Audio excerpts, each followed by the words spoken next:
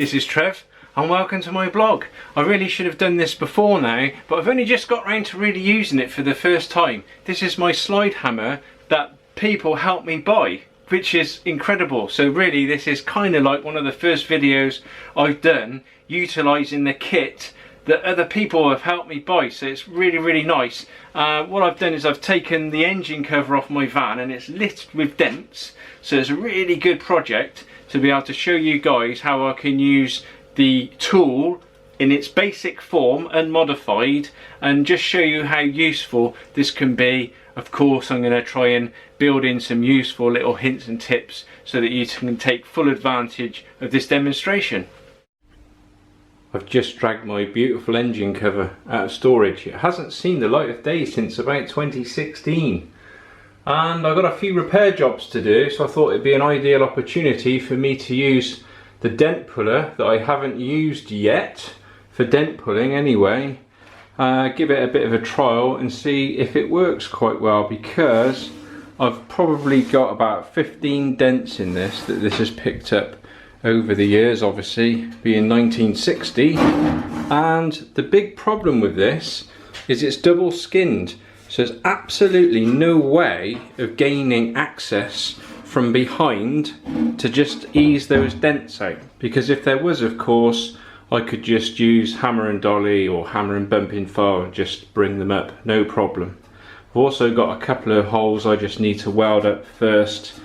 I don't really know what this held to start with, some kind of identification or something, I don't know. So where somebody's drilled 2 holes in the panel to put self-tappers in, they must have bed really heavy on the drill, because there's 2 great big dips right where the holes are.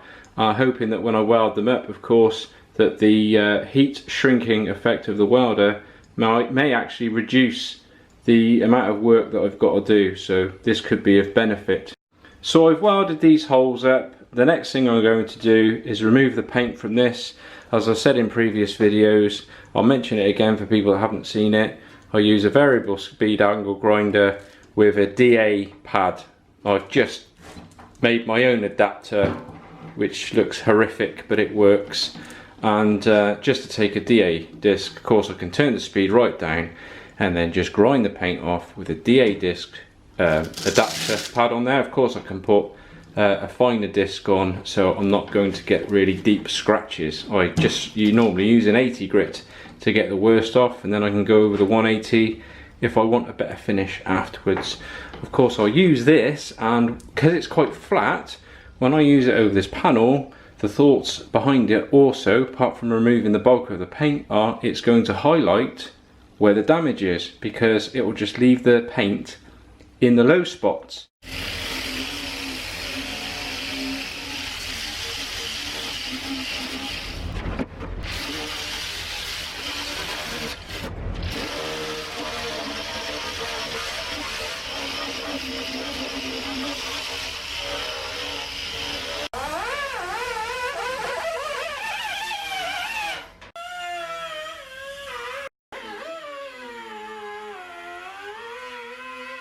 So with my variable speed angle grinder and an 80 grit disc, I've taken off the paint very quickly indeed. And I've gone around the edges and the hard to get places with my roll-lock tool. Here's my roll-lock tool, and here's the die grinder with a clean and strip wheel on. Here's a clean and strip wheel made by 3M Scotch-Brite.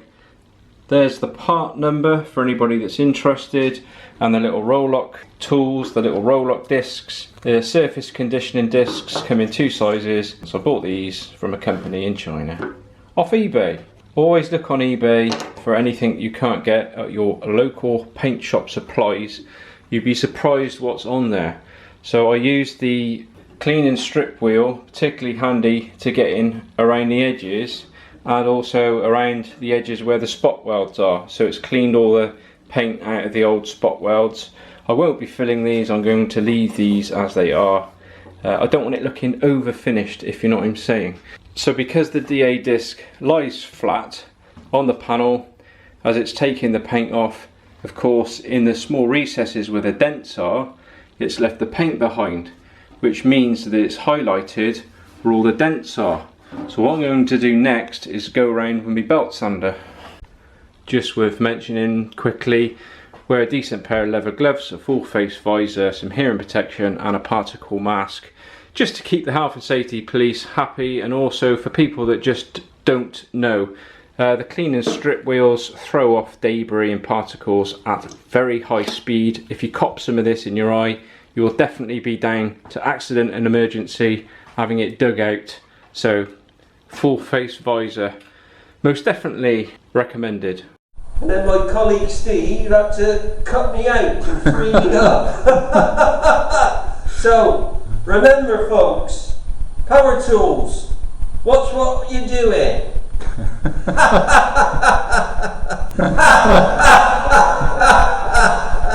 I'm going to talk briefly about small dents and the curse of small dents and the donut effect. So when you have a small dent, so we'll say that's the dent, you get this donut effect where around the edge of the small dent the metal rises up. Now if you've seen my crease removing video, I'll have talked about the wave, and this is basically the same thing. This is the wave here. So the panel comes along, it rises up here and dips down in the dent. And this is because the displaced material has caused the panel to rise up around the dent. That's the best way I can describe it. So if we look at a profile shot, so along the panel, obviously this is greatly exaggerated, but along the panel this is kind of what the dent would look like. And they're only small dents. I say the curse of the small dent because sometimes you're better off with a large shallow dent that you can just put some filler in and lose it on the feather edge, providing of course it hasn't risen up. And that's an easier repair than a tiny dent that has risen up. A nasty sharp tiny little dent like this is far harder to get right when you're doing filler work. Oftentimes you can put your filler in the dent and you can get it level from peak to peak, but then of course you put your hand over it and you can feel an edge here, and you can't really work out what's going on because you can't see it visually, you can only feel it by hand. You know something's wrong, but it's not exactly clear as to why it's wrong.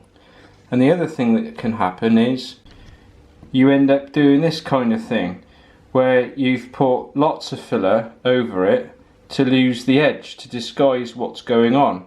Of course now you've got a very slight bulge going on and the whole area completely filled with filler.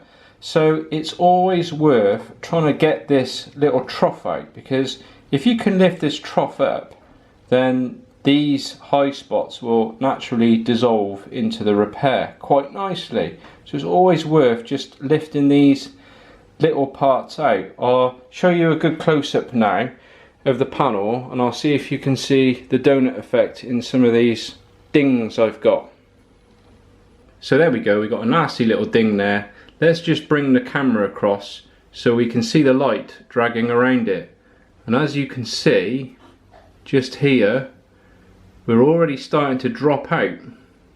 See what I'm saying? So we got a straight line, or more or less straight line here, and you can see it dragging around that dent, and that's because the dent right in there has created a high spot all the way around the ding. Of course it's not easy to work out that this is happening if you're not used to doing this kind of thing. Here's another nasty little one. Can you see that donut effect? And this panel is littered with these kinds of dents all over, and I can't get behind because it's enclosed. So this is going to be a perfect assignment for my new dent puller.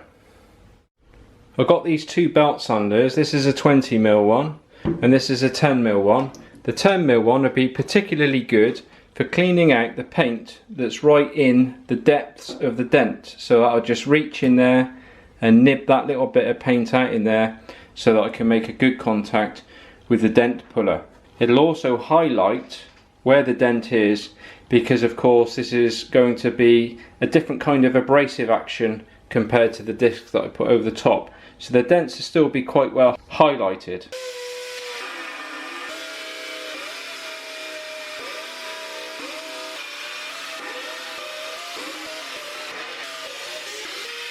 So I've got my spot welder plugged in, I've got the power quite high so I can put the initial earth clamp on. I've got my pair of specs as well, just in case a spark comes off and gets in the old eyeball. So let's just attach the earth to start with.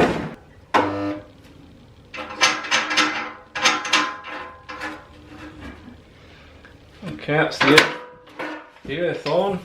What I'll do is I'll reduce the power right down now. So let's turn it right down. I don't know, about there to start with, just see what happens.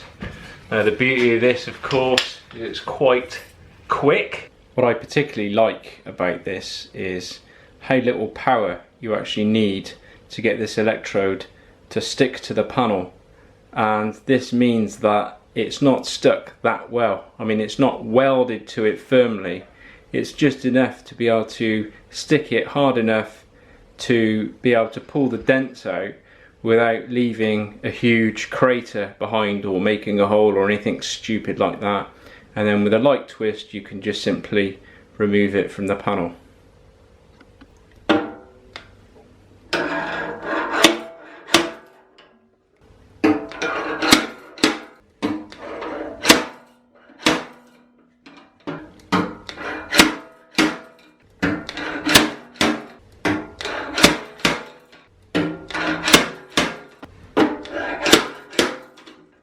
I got a larger dent here, and this will definitely benefit from coming in from the outside and working my way into the centre.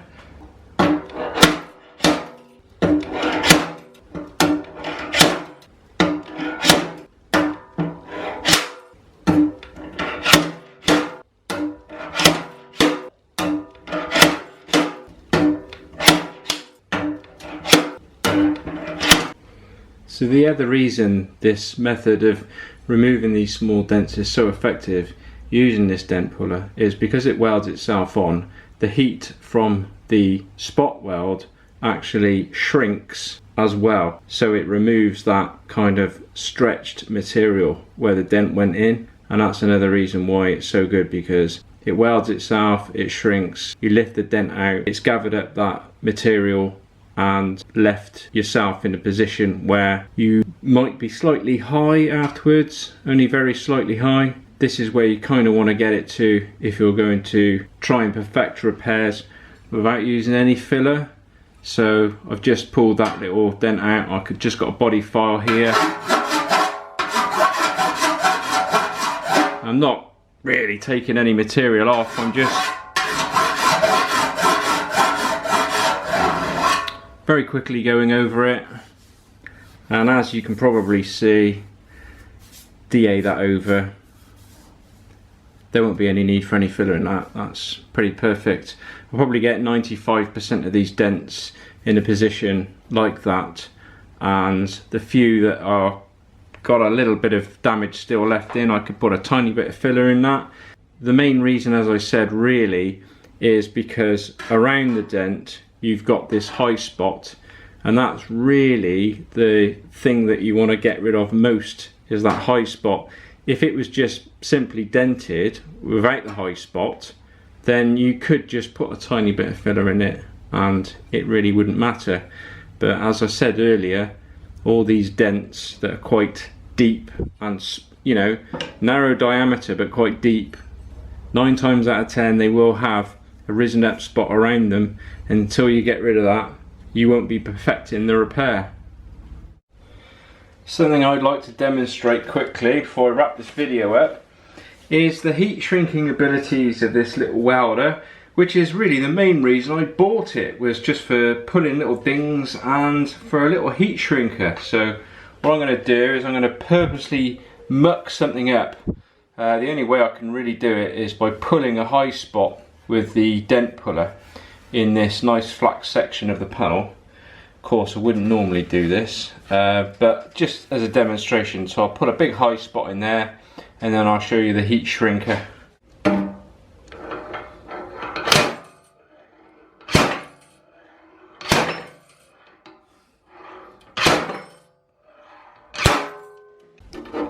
It's kind of quite hard to pull a high spot with the machine, although certainly not impossible, because of course when it welds itself on it's actually shrinking at the same time. So what I've done is I've welded it as best I could and forced it out as hard as I can to create a fairly decent height spot, so that I can demonstrate how versatile and easy to control the heat shrinking part of it is. This is the tip that you get that's supplied with the kit. Personally, I think the end needs rounding off a little bit more for heat shrinking, just a tiny bit more. So what I've done is I've just loaded this other one in the gun. This doesn't come with a kit, so I'm going to use this one instead. I've had a number of messages over the years with people telling me that they've had little joy with this kind of equipment. And I think that reading between the lines, after doing a miracle repair course many years ago, the guy really knew what he was talking about, and he really pointed me in the right direction with a lot of the issues I was having. So, and a lot of the issues I was having are the issues other people are having, and a lot of it's to do with not really fully understanding the way that the spot welder processes works, and often it's called or referred to as resistance spot welding. So the more resistance that there is there, the hotter the weld will get, and it's counterintuitive because what tends to happen is people find these tools ineffective. So what they do is they just keep winding the power up and winding the pressure up, so they just press harder and harder and harder on the electrode against the material. The harder you press, the better the connection will be between the electrode and the workpiece, and the less heat that will be generated. What you've got to do is, if it's not working as well, don't apply as much pressure as you were before. Back right off on the pressure, and you will find that the tool performance will increase drastically. What I'll do is I'll put a lot of pressure on the panel and pull back the trigger and try and show you the difference between a hard and a light touch. So let's give it a hard touch to start with and see what happens. So I'm going to put a lot of pressure on that, as if I was trying to push it in. I'll pull back the trigger. Okay, making a humming noise. Nothing's really happened. So what I'm going to do now is keep the power at the same, and I'm not going to put as much pressure on. And the idea is, with this kind of process, is what you want to do is just keep enough pressure on so that you can see the area directly beneath the electrode become red and hot, and you'll see the material expanding. When you release the trigger, that's when you want to apply the pressure, because you want to apply the pressure once the heat has come off. So as soon as the heat's come off, then the panel will have stopped expanding, and then you can utilize the pressure on the electrode to push the stretched area back down again. So I'll apply less pressure. We'll see what happens. Now I push the pressure on. Okay, so there's our shrank area. I'll put the straight edge bang on it, and as you can see, it's completely level now. So it's been very, very successful. And obviously once you get used to using the kit, you can do that kind of thing in just a few moments. As I said in previous videos, always make sure you get your low spots up first. So get all your damage out first, and then shrink down your high spots right at the end. I kind of did a heat shrinking video ages ago using a blow lamp. This isn't a tool I would normally use. I just used the blow lamp in the video because that was the request of somebody. They just wanted to know how they could use the cheapest heat source that they had for heat shrinking. And this is far more controllable, as you can probably tell. So this is a miracle repair hand puller for those that haven't seen one before. The frame butts up against the vehicle, the electrode sticks to the repair area, and then when you press the trigger back, it pulls it through the frame. You get a very controlled repair. It's an extremely effective piece of equipment, this. This is a line puller. I'll come back to this in 1 second. So this is on a miracle repair stand. There's the transformer at the top, similar thing to mine. Underneath you've got the washers and other pulling facilities, and there's the slide hammer, of course. So going back to the line puller, you lift those handles up, a little bit like pulling the cork out of a bottle, and then that pulls against the washers on the repair area.